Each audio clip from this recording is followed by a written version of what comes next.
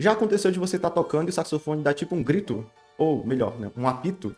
Isso acontece por alguns motivos e no vídeo de hoje eu vou te explicar como evitar. Bom, pessoal, o nome disso que acontece, né, enfim, tipo um apito, um grito no seu saxofone, se chama guincho e ele acontece por alguns motivos. Por exemplo, eu até anotei aqui, quando a sua embocadura não está firme o suficiente, né, e a palheta também não está tão bem ajustada, isso pode acontecer principalmente para você que está iniciando, né, para você que está iniciando, você ainda não tem a musculatura da boca bem desenvolvida para embocar ali de uma melhor maneira o saxofone, né, você não entende tão bem a altura da língua e a palheta mal ajustada também, né, ela pode influenciar nesse apito, né, no guincho quando você toca o saxofone. E aí, enfim, eu vou trazer aqui alguns exercícios para você desenvolver melhor a sua embocadura. Lá no final do vídeo eu vou mostrar para vocês esse exercício. E, enfim, fica a dica aí. E a embocadura ideal, né, pessoal, é uma embocadura que ela não é tão tensionada, mas também que ela não tenha muita, digamos assim, não seja muito solta, né, não seja muito frouxa. Você tem que encontrar uma pressão ideal dos seus lábios quando você for colocar o saxofone na boca, para que você não aperte demais e aí saia esse guincho, né? Que é uma notinha bem aguda, que parece mais um grito, né? Então, não aperte tanto, enfim, na hora de tocar, e isso é uma das dicas mais importantes aí que eu posso dar para você evitar o guincho. Outra coisa também, pessoal, que influencia nisso é a palheta, né? Então, procure palhetas que tenham um corte, né? Aquela partezinha do corte dela bem alinhado, né? Então, se estiver desalinhado, né? Uma parte do corte mais para baixo, outra mais para cima, enfim, a palheta ela não tá tão bem cortada assim. E isso pode influenciar sim na sua palheta, e palhetas velhas também influenciam, né? Se a sua palheta está muito velha, se ela tem meses que você toca com uma única palheta, isso faz com que, enfim, influencie, né? A palheta ela fique cada vez mais branda e possivelmente você vai ocasionar, né, ali a palheta, na verdade, vai ocasionar um guincho, por conta que ela não está tão, digamos assim, resistente para aguentar a pressão da sua embocadura, né? Então, uma palheta muito mole, uma palheta muito gasta, muito velha, né? Pode sim influenciar no guincho e é importante que você, se possível, né? Obviamente, troque a sua palheta aí, pelo menos, enfim, use algumas palhetas, digamos, 4 palhetas, né? Faça um revezamento de palhetas para que você mantenha as suas palhetas sempre em bom estado. Outra coisa que pode influenciar no guincho, pessoal, é o fluxo de ar, né? Se você não tem um fluxo de ar constante, né? Não sopra bem para dentro do seu saxofone, você vai precisar compensar todo o esforço na sua embocadura. E aí, isso não é o ideal. O ideal é que você sopre mais e a embocadura ela vai ficar ali firme só para, enfim, fazer com que a palheta tenha ali, digamos, uma pressão ideal para poder fazer com que ela vibre, né?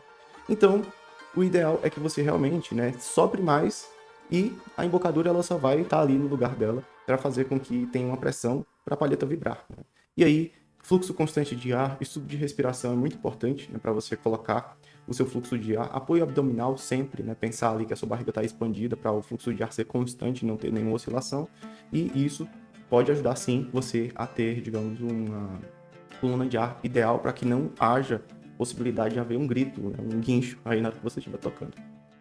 Eu lembro de uma vez, pessoal, que eu fui tocar frente a uma banda sinfônica, que era a banda jovem, vai fazer um solo na frente da banda jovem do Conservatório de Tatuí, que é o conservatório onde eu sou formado. E eu lembro que eu tava ali na coxia, né, que é a parte onde ficam as cortinas, e eu ia entrar, né?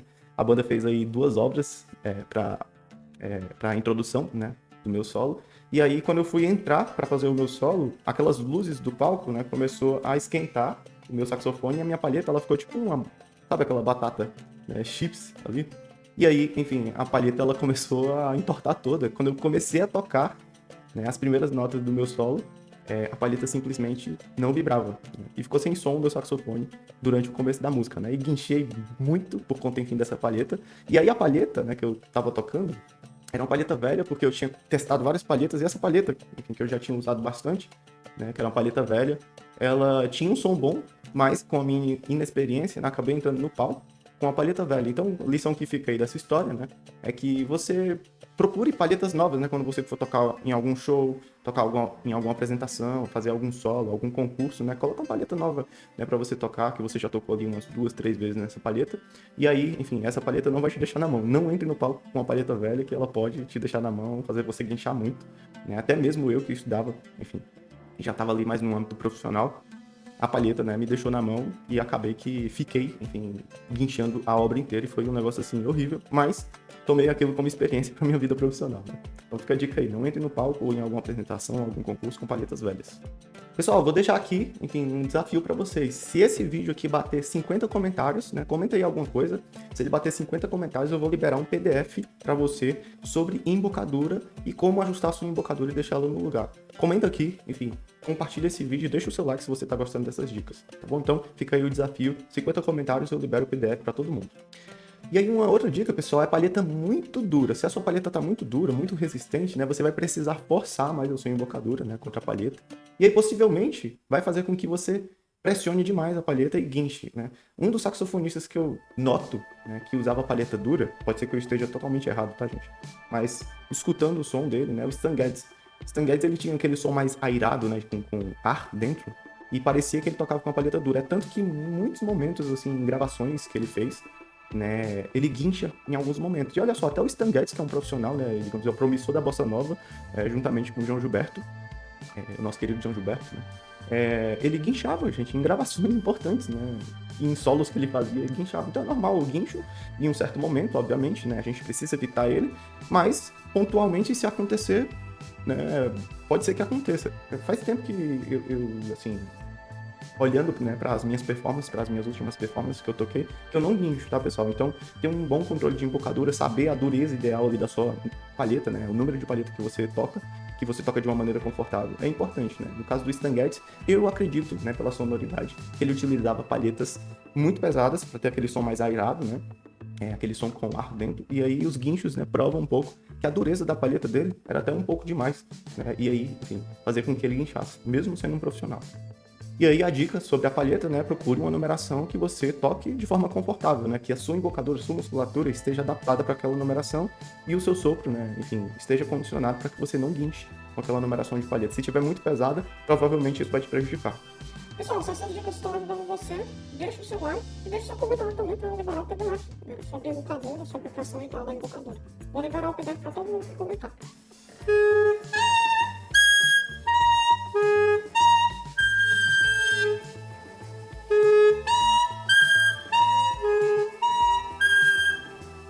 Pessoal, uma das maneiras de você ter controle ali do guincho é praticando os harmônicos, como eu fiz aqui, só com o Tudel, né? Você precisa tirar pelo menos a nota que é o Lá bemol e os dois harmônicos aí mais agudos em cima, né?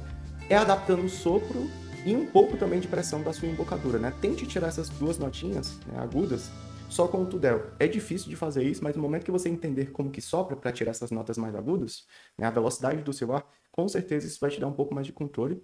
Um outro exercício também que é ideal da gente fazer para encontrar a pressão ideal da embocadura, que inclusive vai estar descrito no PDF que eu vou liberar para vocês depois de 50 comentários, né? É o seguinte, você vai deixar a sua embocadura o mais frouxa possível, né?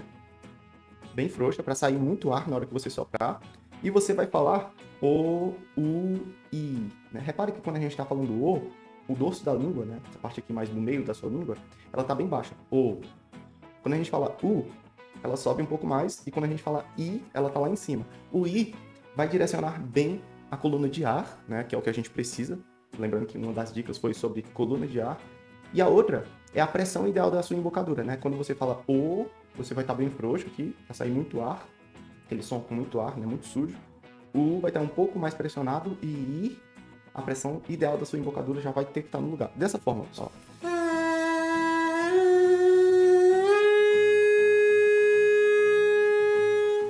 Veja o seguinte, quando eu tô no I, o meu som ele fica totalmente estável, a pressão da embocadura está no lugar, a minha língua está alta, direcionando bem a coluna de ar.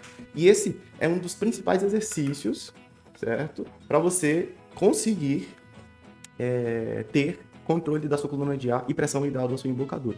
Se você gostou dessa aula, deixa o seu like, deixa um comentário novamente, né? Eu vou liberar o PDF só depois de 50 comentários. E um abraço, pessoal. Até a próxima aula e as próximas dicas. Tchau, tchau.